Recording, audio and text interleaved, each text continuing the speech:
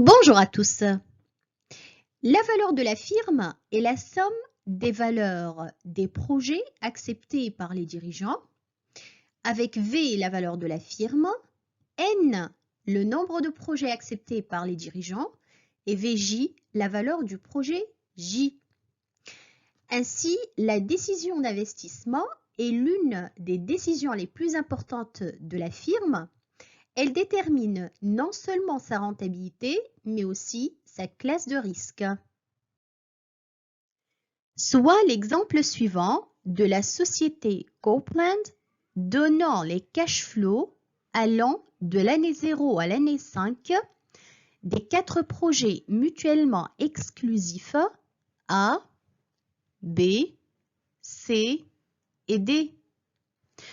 On vous demande de déterminer le projet qui maximise la richesse des actionnaires en appliquant la technique de la vanne. La valeur actuelle nette, la vanne, représente le montant maximum qu'une entreprise peut payer pour acheter le projet. Selon le critère de la vanne, tout projet ayant une vanne supérieure à 0 sera accepté. Par définition, la vanne est la différence entre la valeur actuelle des encaissements et celle des décaissements. Le taux d'actualisation étant le coût marginal du capital de l'entreprise. La vanne est égale à la somme des cash flows nets durant la période T, actualisée au coût du capital de l'entreprise, le tout moins l'investissement initial I0. Cette vanne doit être recalculée avec tout changement du coût de capital. Supposons que le coût du capital est 10% et calculant les vannes des 4 projets A, B, C et D. Pour calculer la vanne, nous devons ramener chacun des cash flows nets à l'instant T0, puis additionner les cash flows actualisés et enfin soustraire l'investissement initial I0. Mathématiquement, ceci peut être écrit ainsi. La vanne A est égale à 100, cash flow de l'année 1, actualisé au coût du capital 0,1, c'est-à-dire diviser 100 par 1,1 exposant 1. L'exposant 1 veut dire l'année 1. Plus 900, cash flow de l'année 2, actualisé au coût du capital, c'est-à-dire diviser 900 par 1,1 exposant 2, l'année 2. Puis, ajouter moins 100, cash flow de l'année 3, actualisé au coût du capital 0,1, c'est-à-dire diviser moins 100 par 1,1 exposant 3. 3, c'est-à-dire l'année 3.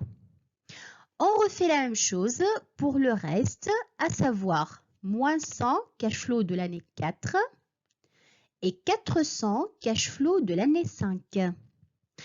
De la somme ainsi obtenue, on soustrait l'investissement initial 1000.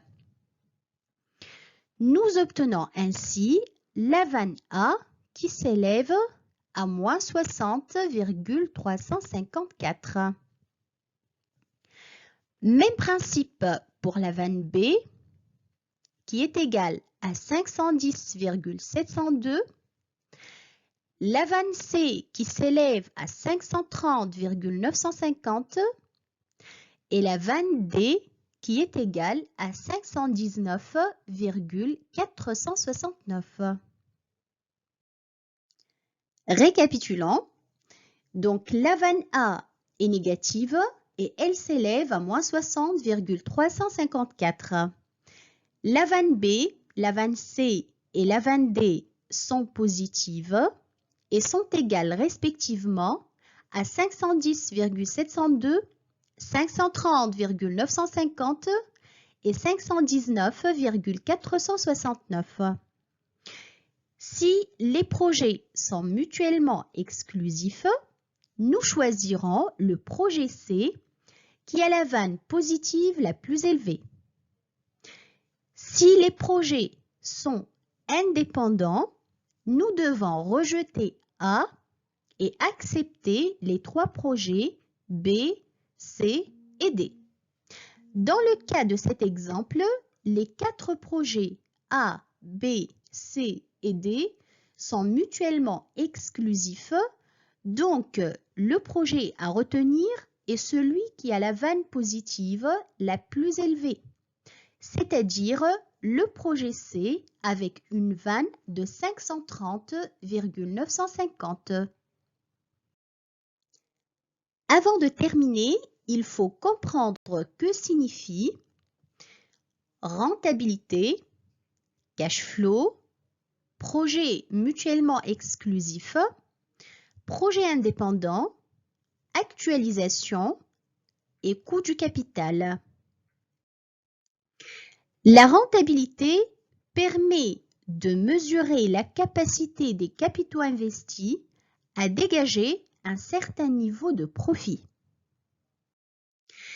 Les cash flows, que nous appelons aussi les flux de cash flow ou encore les flux de trésorerie, font référence au mouvement d'argent entrant ou sortant d'un compte d'une entreprise. Généralement classés comme flux, les trésoreries provenant des opérations d'investissement et de financement. 2 projets sont dits mutuellement exclusifs ou incompatibles si la réalisation de l'un exclut celle de l'autre. Autrement dit, l'adoption de l'un des 2 projets entraîne automatiquement le rejet de l'autre. Des projets indépendants sont des projets non liés entre eux, c'est-à-dire la décision de réaliser ou non un projet n'affecte pas la décision concernant les autres projets. S'il y a suffisamment de capitaux, tous les projets indépendants rentables peuvent être retenus. L'actualisation consiste à calculer la valeur actuelle C0 d'un montant Cn perçu à l'instant Tn. Le coût du capital ou coût moyen pondéré du capital est le coût moyen de toutes les formes de financement de l'entreprise. Merci, à la prochaine vidéo. Au revoir.